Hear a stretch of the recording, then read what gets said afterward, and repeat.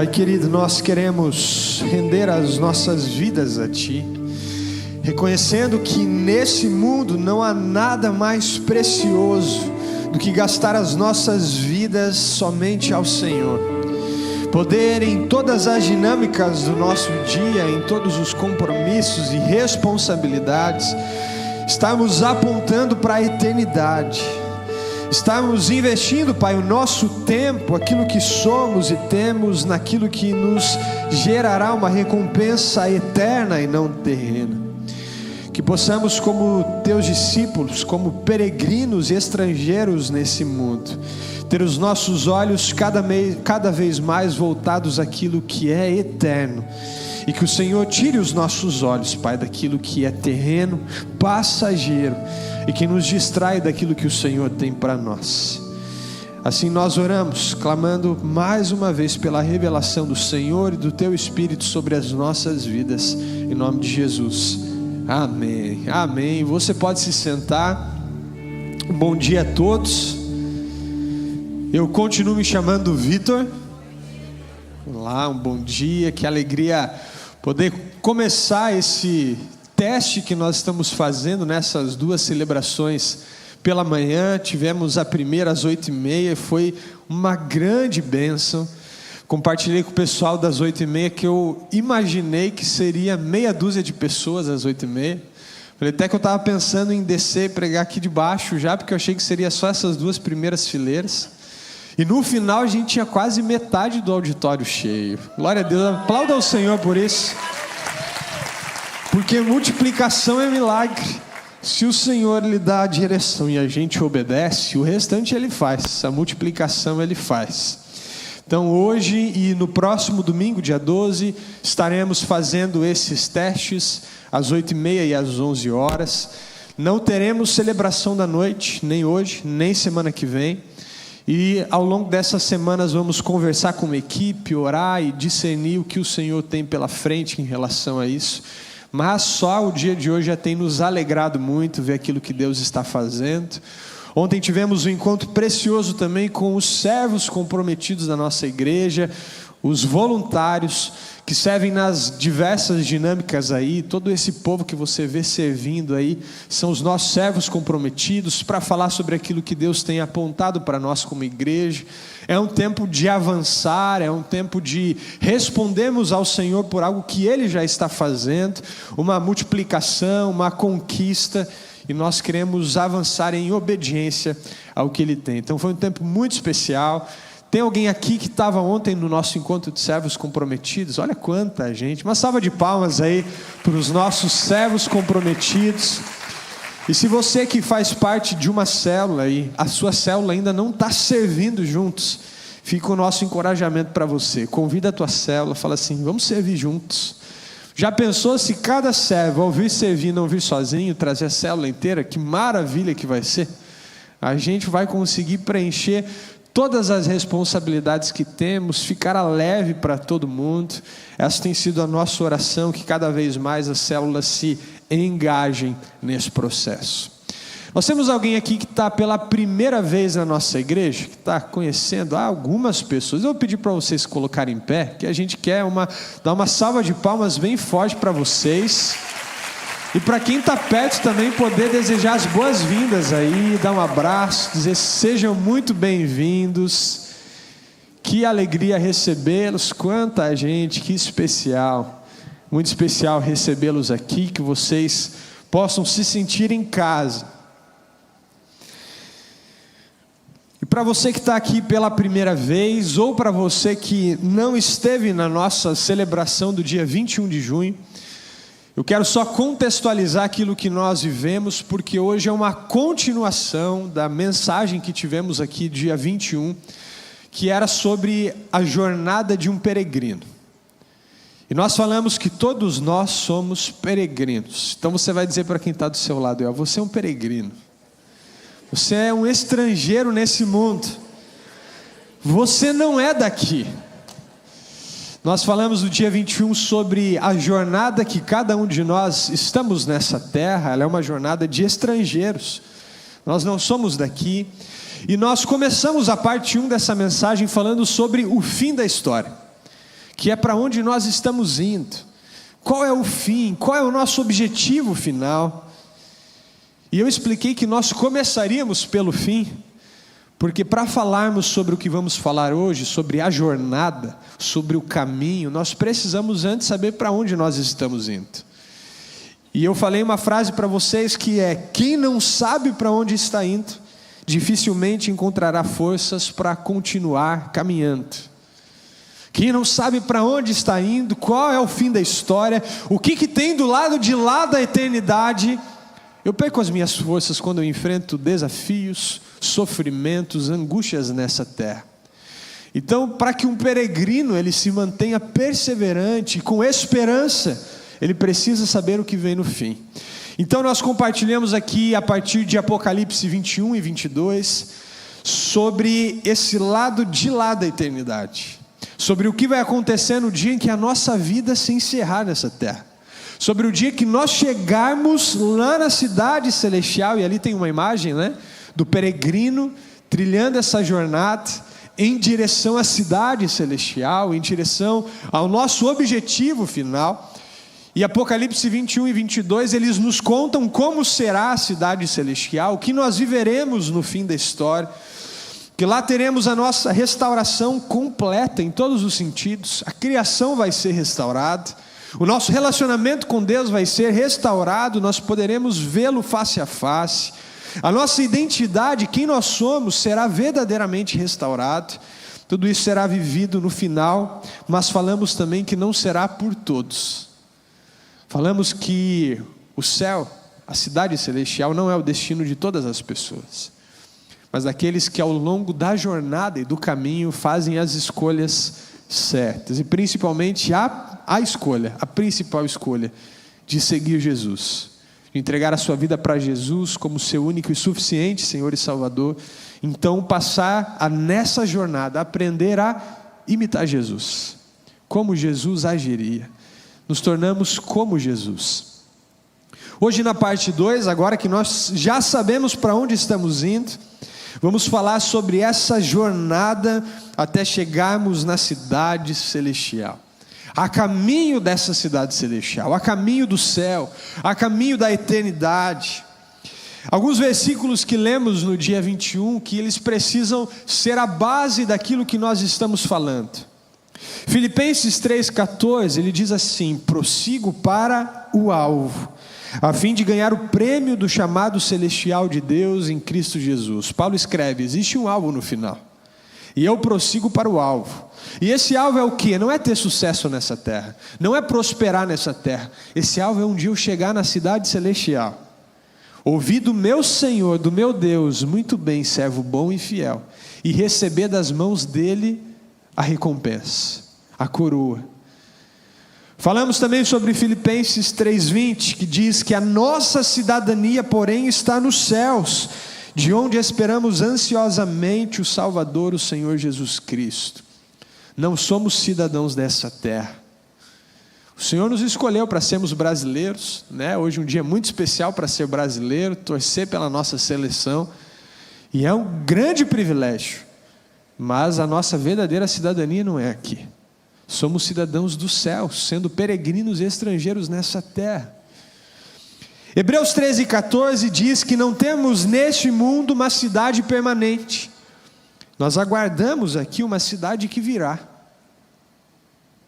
E a partir disso, dessa compreensão que somos peregrinos e de que temos um caminho, nós precisamos agora olhar para o alvo, para que nessa jornada, a caminho da cidade celestial, o olhar para o alvo nos mantenha perseverantes. Eu lembro alguns anos atrás, quando eu corri a minha primeira prova de 5 quilômetros. Quem aí corre, pratica corrida de rua aí? Eu nem posso dizer que eu pratico, porque foi a minha primeira e minha última corrida. Foi a minha primeira e última prova de 5 quilômetros, e aí eu machuquei meus 2 joelhos e eu não consegui mais correr. Mas naquela minha primeira prova, eu tinha apenas 1 mês de prática da corrida, e já fui correr 5 quilômetros, talvez por isso eu machuquei o joelho. Mas eu lembro que eu fui participar daquela prova e foi muito difícil para mim. Talvez para você que já corre 12, 15, 21, 42 é moleza 5 quilômetros, mas para quem estava 1 mês correndo, foi um grande desafio. E eu lembro que eu estava muito cansado, faltando fôlego, e eu comecei a olhar então para as placas que marcavam a quilometragem. Eu lembro quando eu olhava aquela placa, 3 quilômetros, só uma coisa me ficava na mente: eu preciso chegar naquela placa. E eu olhava fixamente para aquela placa, e eu só queria chegar até ela. E eu ia esquecendo do cansaço, da dor, e eu olhava fixamente para aquela placa. E quando eu chegava nela, sabe o que eu fazia? Já procurava a próxima. A placa dos 4 quilômetros. E depois a placa dos 5. Até que finalmente eu concluí aquela corrida. Mas olhar para aquele alvo, para aquele objetivo, manter os meus olhos naquilo, me ajudou a vencer os desafios que eu iria enfrentar. Me ajudou a permanecer e perseverar mesmo com cansaço, com dor nas pernas. Porque quando nós fixamos os nossos olhos naquilo que tem lá na frente, naquilo que virá, nós conseguimos suportar as adversidades que enfrentamos na vida. Como peregrinos, nessa jornada a caminho da cidade celestial, se fixarmos os nossos olhos naquilo que é eterno, nós conseguiremos vencer com muito mais leveza aquilo que vivemos no dia a dia.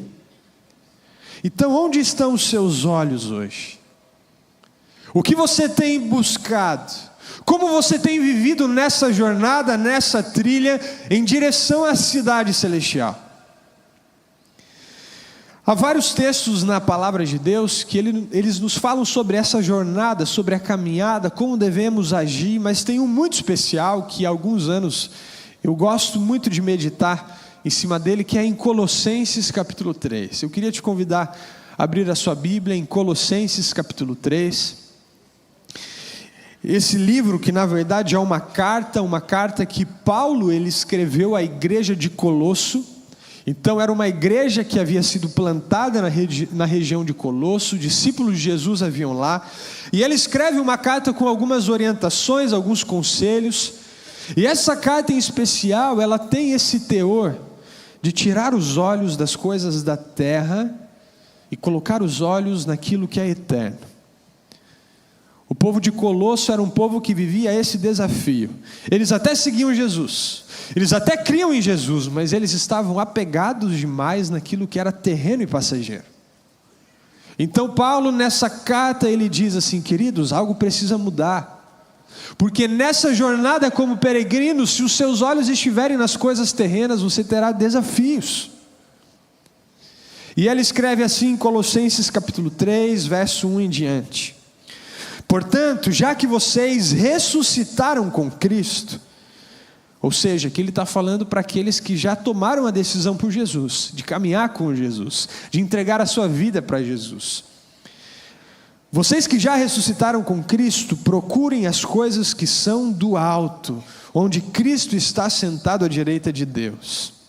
Mantenham o pensamento nas coisas que são do alto, e não nas coisas terrenas.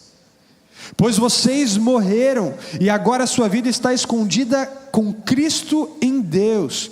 Por que ele diz que vocês morreram? Porque aquele que entrega a vida para Jesus, que decide caminhar com Jesus, agora ele morre para quem ele era antes, para a sua natureza pecaminosa, para os seus desejos do passado, porque ele nasceu de novo. Lembra que ele fala: vocês que ressuscitaram, porque o velho homem precisa morrer. Quando Cristo, que é a sua vida, for manifestado, então vocês também serão manifestados com Ele em glória. Assim, façam morrer tudo o que pertence à natureza terrena de vocês: imoralidade sexual, impureza, paixão, desejos maus e a ganância, que é idolatria. Pai querido, mais uma vez, nós clamamos, Deus, que o Teu Espírito Santo, nesse momento, traduza tudo aquilo que a Tua Palavra nos ensina, aquilo que foi desejo de Paulo comunicar à igreja de Colosso, que agora o Teu Espírito possa traduzir e aplicar isso na vida de cada um de nós aqui. O Senhor conhece, Pai, cada um que está sentado aqui nessas cadeiras. O Senhor conhece eles pelo nome, sabe tudo que eles vivem, passam dia após dia. Então que o Senhor possa nesse momento aplicar a vida deles e mostrar que há uma jornada como peregrinos, que ela pode ser mais leve e que ela pode ser feliz, inclusive nessa terra, enquanto nós aguardamos a cidade celestial. Em nome de Jesus, amém. Esse texto ele vai nos ensinar algumas lições práticas para a nossa vida, para que ao longo dessa jornada, ao longo dessa caminhada, enquanto nós estamos a caminho da cidade celestial, eu e você nós possamos trilhar uma jornada mais leve, e não significa com menos desafios, mas com Jesus ela se torna mais leve. Uma jornada onde nós manteremos os nossos olhos naquilo que é eterno, e uma jornada onde nós não seremos distraídos pelo inimigo, não seremos distraídos pelo diabo e pelas armadilhas que ele coloca no caminho. A primeira lição que Paulo nos ensina aqui nesse texto, para a jornada, é que nós não podemos gastar a nossa vida correndo atrás do vento. Não corra atrás do vento. Quando no versículo 1 Paulo diz assim: procurem as coisas que são do alto. Esse verbo que ele usa para dizer procurem, não é o procurar de dar uma olhadinha. Sabe aquela procura que o marido às vezes vai procurar algo e a esposa fala, está dentro do armário. Mas eu já procurei e não está, e a esposa abre e encontra na hora. Quando Paulo diz procurem as coisas que são do alto, não é apenas essa olhadinha. Procurar é buscar incansavelmente por algo. Esse verbo lá no original ele quer dizer isso, é uma busca incansável. Eu procuro por algo que não é dessa terra. Eu preciso procurar por aquilo que é eterno. Procurem as coisas que são do alto, porque tudo aquilo que não é do alto, tudo aquilo que não é eterno, tudo aquilo que é passageiro, a Bíblia vai dizer que é correr atrás do vento. E o que é correr atrás do vento? Sabe algo que você conquistou, que você queria muito, e que depois que você conquistou isso, aquilo te alegrou por um dia, talvez, uma semana, alguns meses, e depois perdeu o brilho? Com criança às vezes é um brinquedo, não é que ela queria você dar o brinquedo no primeiro dia, você é o melhor pai do mundo, ela brinca 24 horas por dia, dorme com o brinquedo, na semana seguinte ela já brinca menos, 2 semanas ela já nem lembra mais que existe o brinquedo. Mas na vida adulta isso também acontece. Sabe aquele carro que você sonhava e você queria conquistar, e você trabalhou e lutou para pagar, e quando você entrou nele a primeira vez, você, isso aqui que eu precisava para ser feliz. Mas passou 1 mês, 2 meses, 6 meses, e aquele carro já não era tudo que você imaginava. Você já começa a olhar outros na rua e falar assim, não, mas eu acho que é aquele lá. Talvez uma casa que você sempre sonhou, talvez o emprego dos seus sonhos. Eu não sei em qual área hoje o mundo consegue distrair teu coração, mas tudo aquilo que você corre atrás, busca, e quando chega lá parece que não é o que você queria, isso a Bíblia diz que é correr atrás do vento. E o que Paulo está dizendo aqui é, querido, procure aquilo que é eterno, porque se você ficar procurando e gastando a sua vida, investindo o seu tempo no que é passageiro e terreno, você vai correr atrás do vento. E você vai chegar no final da tua vida e você vai se arrepender por ter gasto tanto tempo correndo atrás daquilo que você não vai levar para a eternidade. Quando nós olhamos para Eclesiastes, é importante você lembrar que Eclesiastes não foi escrito por alguém que não tinha nada, alguém que não conquistou nada na vida. Eclesiastes foi escrito por Salomão, a maioria dos estudiosos concordam com isso. Salomão era o homem mais rico do mundo. Salomão era o top 1 da Forbes. Salomão, ele era o homem mais sábio do mundo. A Bíblia vai dizer que nem antes e nem depois dele houve um homem tão sábio quanto ele. Então pensa alguém que chegou no auge de tudo que ele podia saber e conquistar. E aí você pensa que ele pode ter escrito um livro dizendo como é bom chegar aqui no auge. as lições do sucesso. Não, ele escreve Eclesiastes para dizer que tudo aquilo que ele construiu ao longo da vida foi correr atrás do vento. E uma das passagens em Eclesiastes 2:11 ele diz assim: contudo, eu avaliei tudo que as minhas mãos haviam feito, e o trabalho que eu tanto me esforçara para realizar, e percebi que tudo foi o quê? Inútil. Foi correr atrás do vento. Não houve proveito algum no que se faz debaixo do sol. Queridos, as suas ambições, os seus desejos, os seus pedidos a Deus giram só em torno de coisas terrenas, passageiras? Ou você tem gastado a sua vida naquilo que vai produzir frutos eternos, para a eternidade? Por isso Paulo está dizendo: procure aquilo que é do alto. Por isso Jesus em Mateus 6,33 diz assim: busquem pois em primeiro lugar o reino de Deus e a sua justiça, e todas essas coisas serão acrescentadas a vocês. Jesus estava dizendo: vocês precisam ter o que comer, vocês precisam ter o que vestir, vocês precisam ter onde morar, mas não corram atrás dessas coisas. Eu sei que vocês precisam, e eu vou cuidar de vocês. Busca o meu reino. Busque em primeiro lugar o meu reino, que essas coisas eu vou acrescentar. Porque se você correr atrás dessas coisas, você vai ficar sem o meu reino e sem essas coisas. Se você tentar correr pelas suas forças, conquistar pelo seu braço, você pode até conseguir por um certo período de tempo, mas você vai morrer e você não vai levar nada disso para a eternidade, e você vai ficar sem as duas coisas. Jesus está dizendo: há uma prioridade para essa tua jornada como peregrino, e essa prioridade não é conquistar coisas aqui, não é ter sucesso, não é prosperar, embora nada disso seja errado. Eu não estou falando que é pecado eu prosperar, que é errado eu orar por isso. Eu estou dizendo que se isso for a tua prioridade, e não buscar o reino de Deus, você lá na frente vai ter corrido atrás do vento. Moisés foi um dos homens que teve que tomar uma difícil decisão: abrir mão de todos os tesouros que aos nossos olhos é aquilo que alguém precisa para ser feliz na terra. Mas Moisés abre mão de tudo isso, por saber que há algo mais precioso que as riquezas dessa terra: é viver o propósito de Deus para nós. Em Hebreus capítulo 11, quando o autor de Hebreus está falando sobre os heróis da fé, ele se lembra de Moisés e diz assim: pela fé, Moisés, já adulto, recusou ser chamado filho da filha do faraó. Moisés cresceu dentro da casa do faraó, o homem mais poderoso da terra, e ele fazia parte da família, embora tenha sido adotado. Ele tinha tudo o que um homem desejava ter, mas o verso 25 vai dizer que ele preferiu ser maltratado com o povo de Deus a desfrutar do prazer transitório, passageiro, terreno do pecado. Por causa de Cristo, ele considerou a desonra uma riqueza maior do que os tesouros do Egito, pois ele contemplava o quê?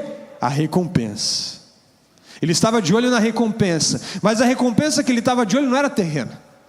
Não era assim: não, eu vou abrir mão dos tesouros do Egito, porque em algum momento Deus vai me dar as terras, eu vou ser mais poderoso que o Egito.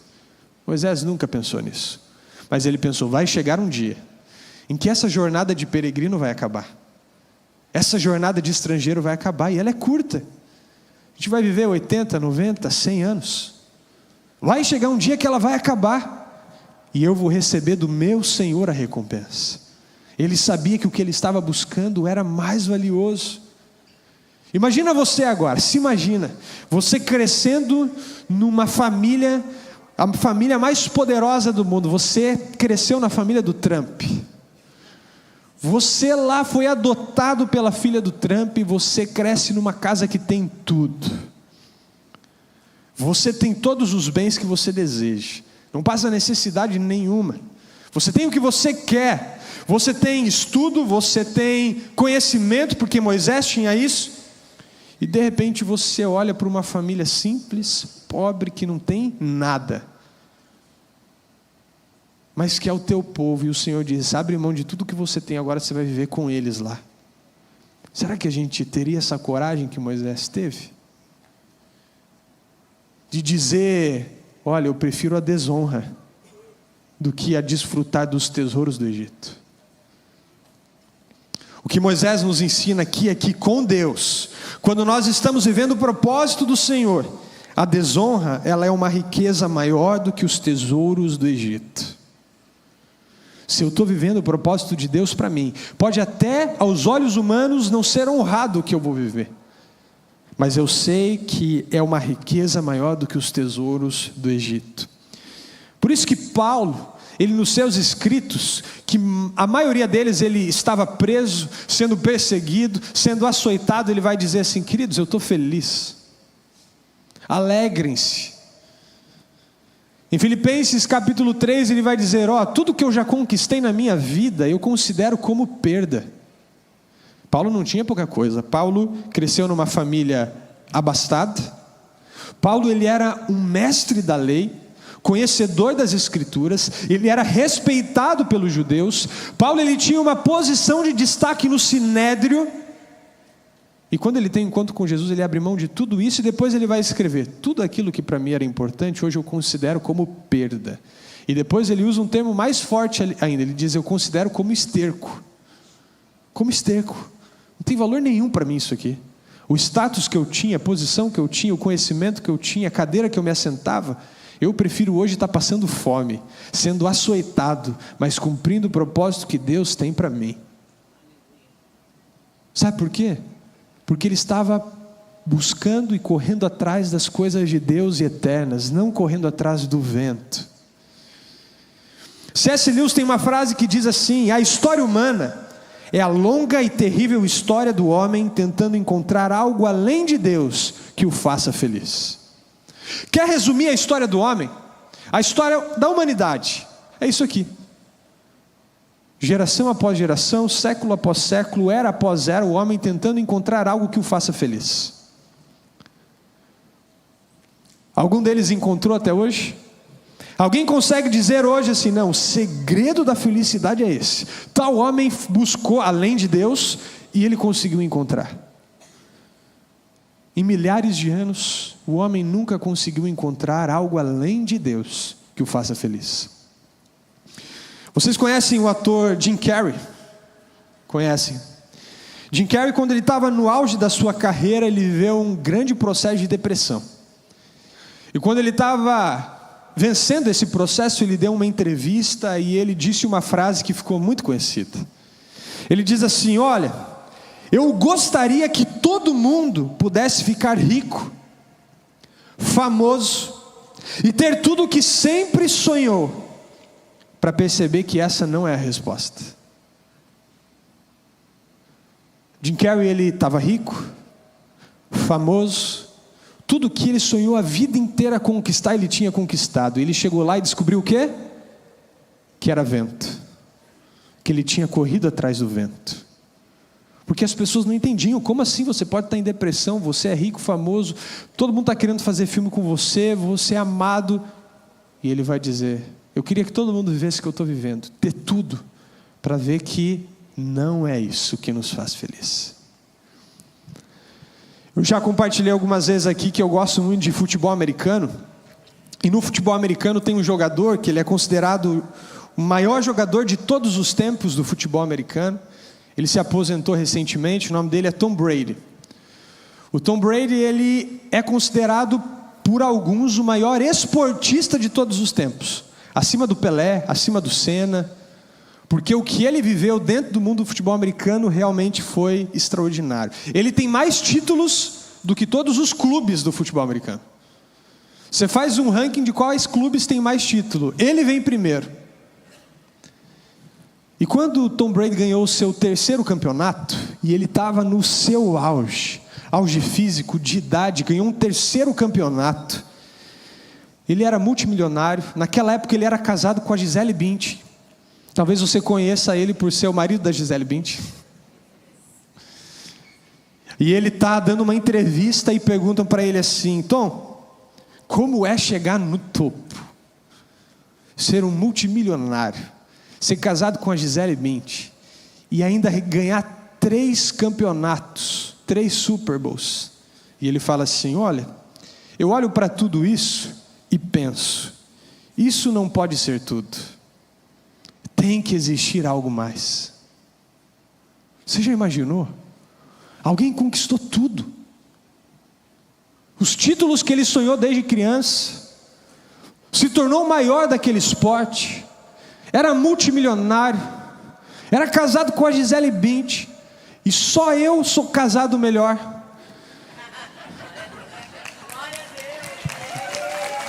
Não posso me complicar aqui também, né?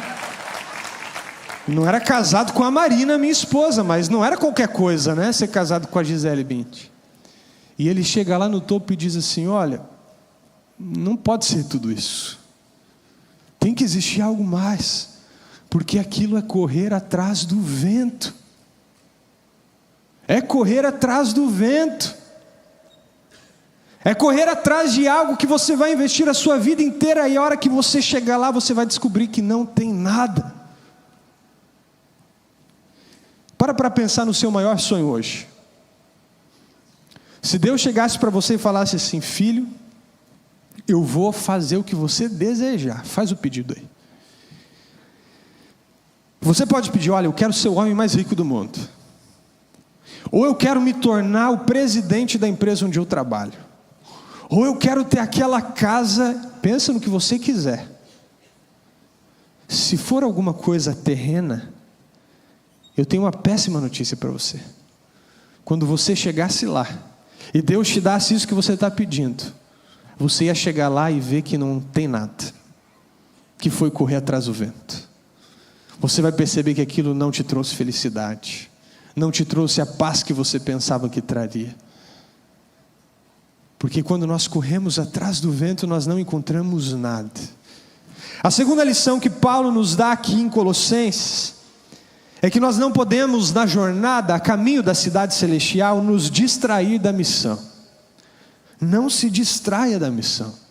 No verso 2 ele diz assim: mantenham o pensamento nas coisas do alto e não nas coisas terrenas. Mantenha o pensamento, cultive os seus pensamentos, cultive os seus olhos para aquilo que é eterno. Tire os seus olhos naquilo que é terreno. Nós precisamos orar e cultivar pensamentos e os nossos olhos para aquilo que tem valor na eternidade. Às vezes nem são pecados, mas nos distraem da missão. Eu desde criança eu tenho uma paixão por carros. Eu sempre amei carro. Eu lembro que a minha adolescência era sonhando os carros que eu teria.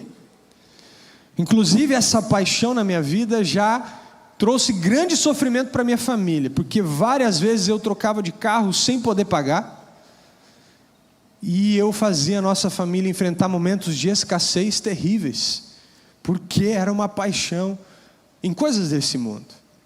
Uma das áreas que Deus teve que tocar na minha vida é eu entregar essa paixão. E hoje, todas as vezes em que isso começa a ser despertado no meu coração, eu oro: Senhor, tira os meus olhos disso. Tem um carro em particular, que eu não vou falar qual é, que mexe comigo. Que ele mexe comigo. E quando eu estou na estrada, quando eu estou na rua e esse carro passa do lado, a tentação é grande de olhar e de desejar aquilo. E eu, para me proteger, porque você sabe que quando você denuncia uma tentação para alguém, você se protege. Não guarde as tentações aqui, denuncia. E eu denunciei para minha esposa e para os meus filhos. Falei assim: o papai tem uma tentação para olhar para essas coisas e desejar. E eu não quero desejar aquilo que é terreno. Que valor tem isso para a eternidade? Eu falei: toda vez que eu ver esse carro na rua, eu vou fazer uma oração. Eu vou falar: Senhor, tira os meus olhos das coisas deste mundo. E cada vez que passa o carro, ele já sabe: o papai vai fazer oração aí. Eu não estou dizendo, queridos, que gostar de carro é pecado. Eu não estou dizendo que isso é uma paixão para você, vai te condenar. Nada disso. Eu estou dizendo que para a minha vida, o Espírito revelou que aquilo tinha um espaço no meu coração que não cabia. Que gerava em mim algo que não deveria mais, que não combinava mais com um peregrino, que se desapega das coisas desse mundo. Precisamos orar: Senhor, tira os nossos olhos das coisas deste mundo. E não é que Deus não vai nos dar, não é que nós não vamos ter, mas é que isso não pode mais ter lugar no nosso coração. Por isso que a Bíblia vai dizer para você cuidar aonde está o seu tesouro, porque onde tiver o seu tesouro é ali que vai estar o seu coração. Então, se o meu tesouro estiver num carro, o meu coração vai estar naquilo, e o meu coração tem que estar nas coisas eternas. Não podemos nos distrair. Quando eu falo sobre missão, eu penso muito em guerra, em um soldado. Eu também, desde criança, uma das outras coisas que eu sempre amei foi filme de guerra.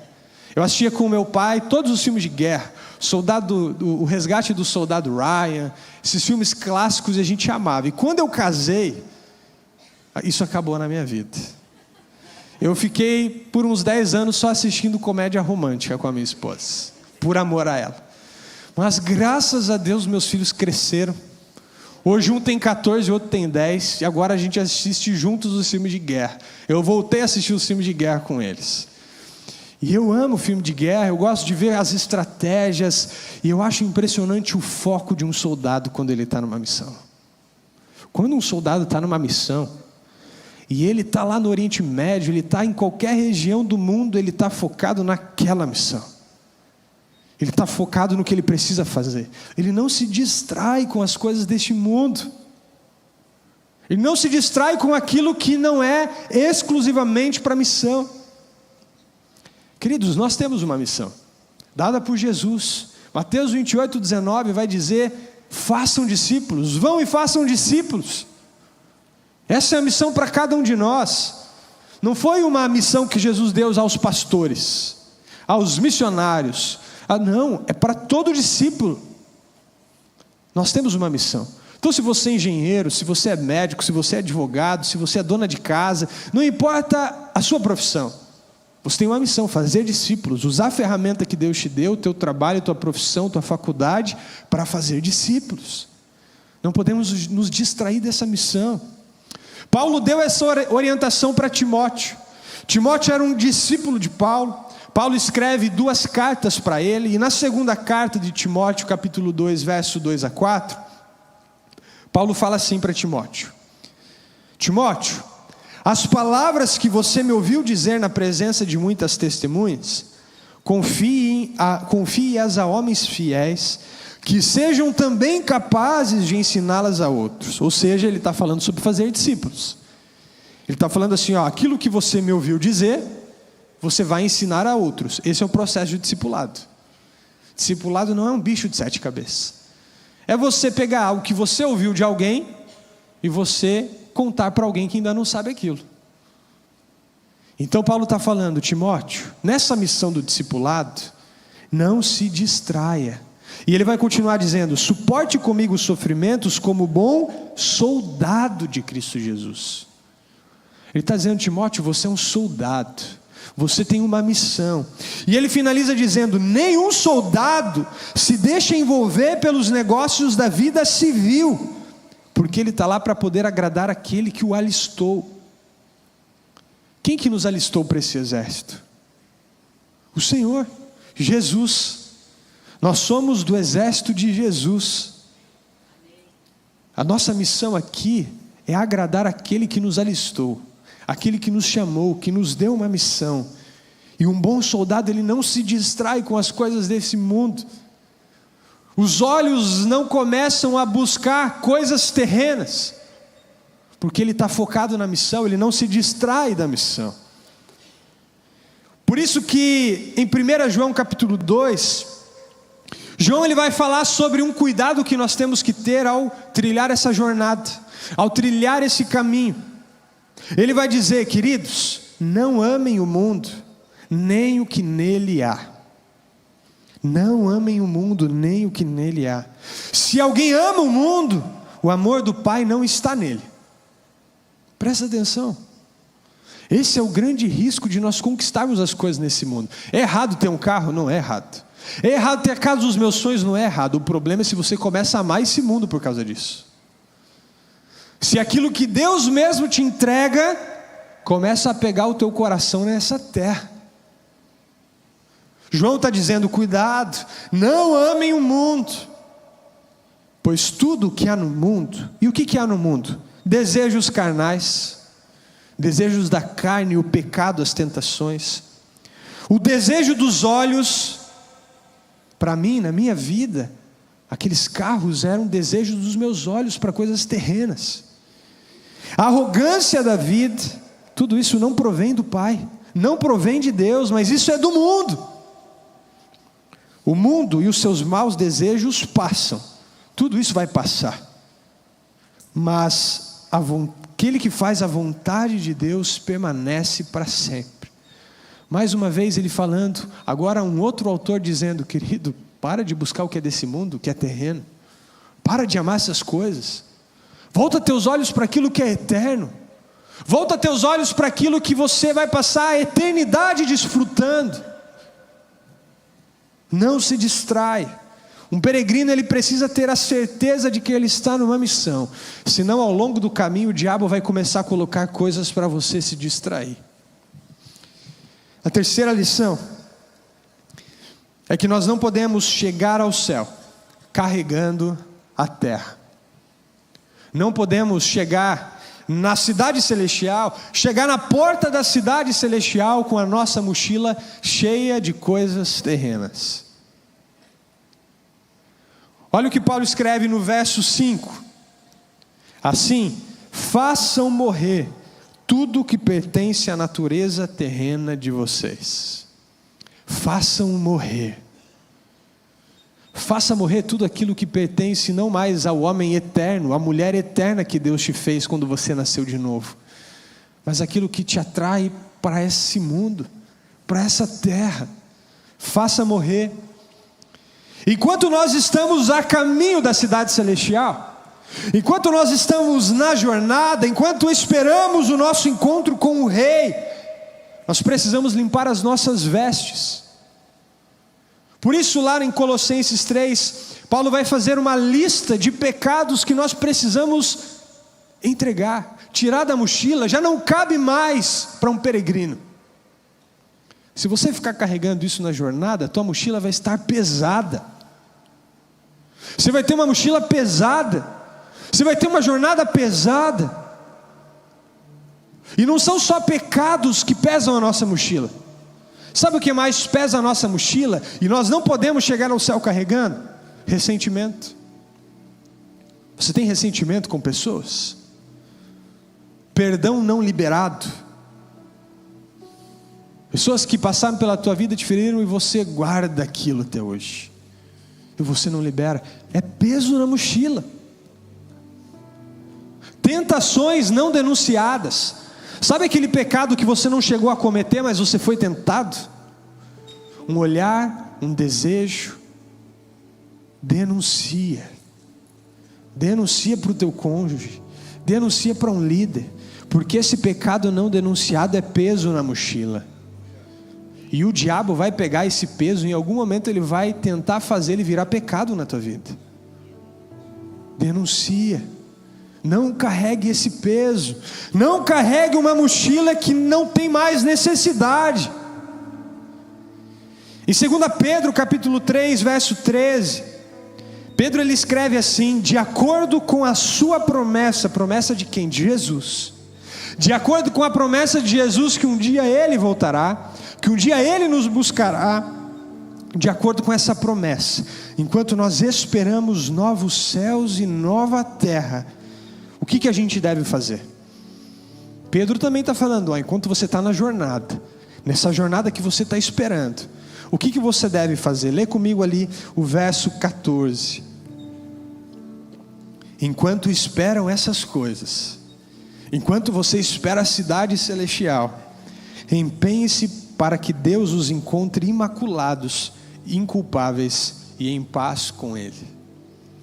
Imaculados é sem mancha. Inculpáveis é sem culpa nenhuma atribuída a você. Ser irrepreensível. Sabe o que é irrepreensível? É alguém que não tem motivo para alguém chegar e te repreender um dia. Algum pecado, alguma fala. Isso significa que a gente pode chegar à perfeição, não ter pecado nenhum? Não é isso que significa. Ser irrepreensível não é ser perfeito. Ser irrepreensível é eu não ter nenhum pecado que eu não tenha confessado. Você nunca vai ser pego de surpresa. Não tem nenhuma tentação que eu já não denunciei. Aí você é alguém irrepreensível.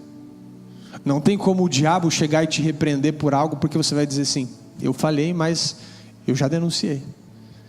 Ninguém nunca vai te pegar de saia curta. Isso é ser irrepreensível. Isso é ser encontrado imaculado, inculpável quando o Senhor voltar. Esse é o nosso papel enquanto peregrinos, enquanto estamos carregando essa mochila.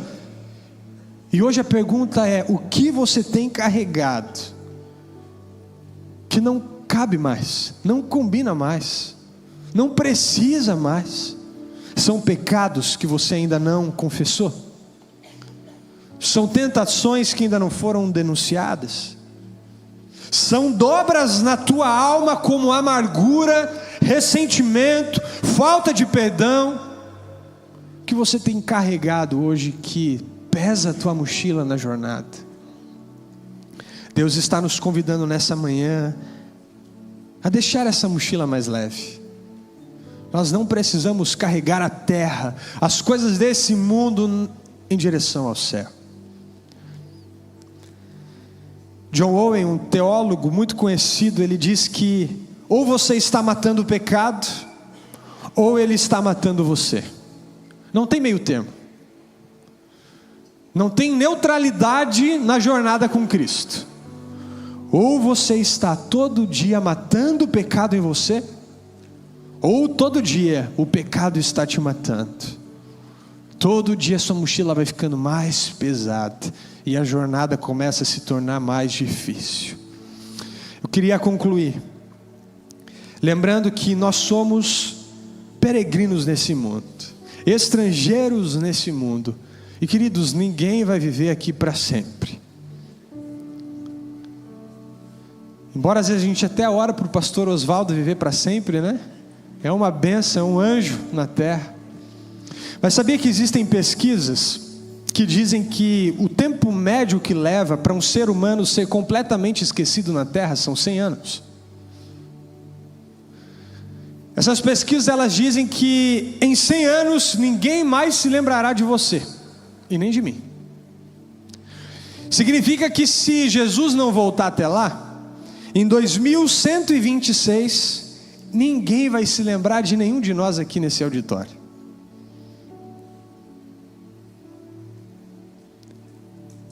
O que nós estamos construindo? É algo eterno? Ou é construir coisas para este mundo, porque eu preciso deixar? Queridos, daqui a 100 anos ninguém vai nem lembrar de você. Possivelmente existe uma outra pesquisa que diz que 2 gerações é o que leva para os filhos e netos destruírem um patrimônio que um pai deixou. Sabia disso? Tudo que você construir e deixar, é possivelmente que em 2 ou no máximo 3 gerações eles vão ter queimado tudo. O que você tem construído? E essas pesquisas indicam que nesse tempo moderno que a gente vive, pode ser menos do que 100 anos, sabe por quê?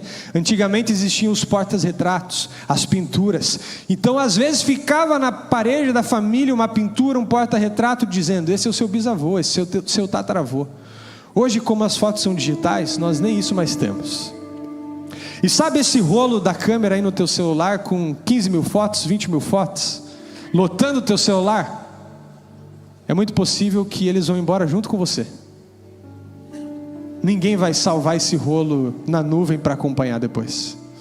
Cada experiência que você viveu com os seus filhos, com os seus netos, vai embora com você. Nem isso ficará guardado. Agora a pergunta é: você tem investido a sua vida construindo um tesouro aqui ou um tesouro no céu? Jesus, ele nos disse assim: não acumulem para vocês tesouros na terra, aonde a traça e a ferrugem destroem, e onde os ladrões arrombam e furtam. Mas acumulem para vocês tesouros nos céus, onde a traça e a ferrugem não vão destruir, aonde os ladrões não vão arrombar e nem furtar, pois onde estiver o seu tesouro, aí estará o seu coração. C.S. Lewis, no livro Mero Cristianismo, ele diz que se você mirar no céu, você vai receber a terra de brinde. Mas se você mirar na terra, você vai perder ambos. O que ele estava dizendo é, em outras palavras, o que Jesus disse lá em Mateus 6. Busque em primeiro lugar o reino de Deus, que Ele vai acrescentar coisas sobre sua vida. Ele vai te fazer prosperar, Ele vai te abençoar, Ele vai derramar bênçãos sobre você. Agora, se você buscar essa terra, você vai perder os dois. Em algum dia você vai perder o que está aqui, e na eternidade você não vai encontrar nada para você. Queria te convidar a se colocar em pé, nós vamos orar.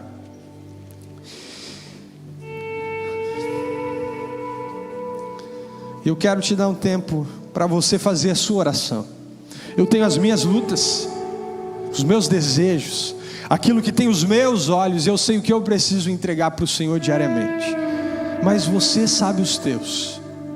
E se você ainda não sabe, você vai fazer a oração de Salmo 39, dizendo: Senhor, sonda o meu coração.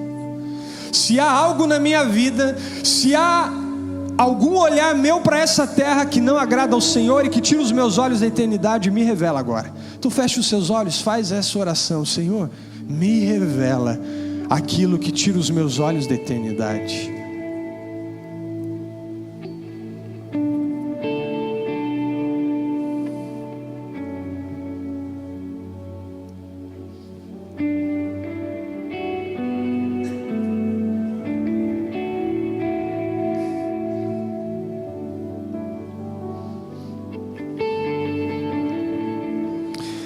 Pai querido, a Tua palavra vai nos dizer que não há lugar que nós possamos nos esconder do Senhor. Aonde estivermos, lá o Senhor está. Então o Senhor está ouvindo o coração de cada um aqui. Nenhum deles está escondido agora da Tua presença.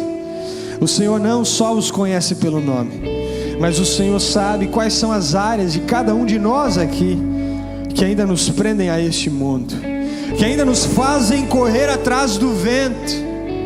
Pai, que nessa manhã o Senhor possa tirar os nossos olhos daquilo que é terreno e passageiro e colocar os nossos olhos naquilo que é eterno, naquilo que dura para sempre. Pai, que os nossos corações sejam colocados, Pai, na eternidade. E que tudo aquilo que o Senhor acrescentar às nossas vidas aqui na jornada, todas as bênçãos materiais e imateriais, que não nos distraiam da missão que o Senhor tem para cada um de nós e o propósito eterno para cada um de nós. Assim nós oramos em nome de Jesus. Amém. Amém. A gente vai terminar a celebração adorando.